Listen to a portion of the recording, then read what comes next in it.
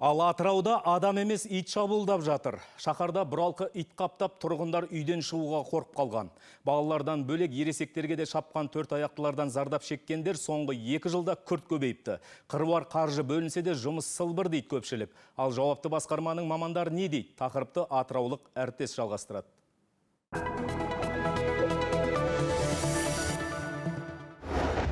Қала тұрғыны Динара Орынтаева аула айналасында қаптаған төрт аяқтылардан қауіп көп екенін айтады. Соның салдарынан тіпті бала шағасын далаға шығарудан қалған. Айтуынша шұбырған иттер бала түгілі ересектерге де шабуыл жасайтын көрінеді. Сондықтан келіншек әкімдік бір шара қабылдаса екен дейді.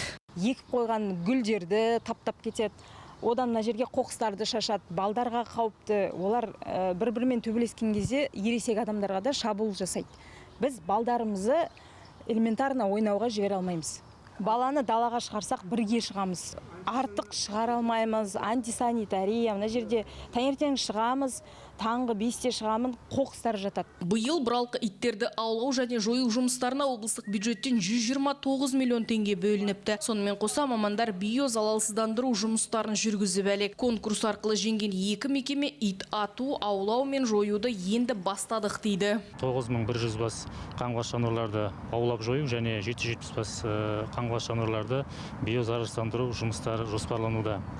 Басқармамен биылғы жылға өткізілген мемлекеттік сатып алу конкурсы нәтижесінде 2 мердігер мекеме осы жұмыстармен айналысу бойынша жеңімпаз болып анықталып, күні бүгін осы жұмыстар жалғасуда. Ветеринарлар жыл басынан бері облыс орталығында 3000-ға жуық итті аулағандарын айтады. Соған қарамастан қалада ит қауіп, ауруханаға түскендер саны көбейіп кеткен. Алайда тұрғындар жұмыс баяу жүріп жатқаны алға тартады. Бұған иесіз иттердің қоғамдық және қала көшелерінде қаптап кеткені дәлел. Жұлдыз Қайратқызы, Алматы телеарнасы, Атыраудан.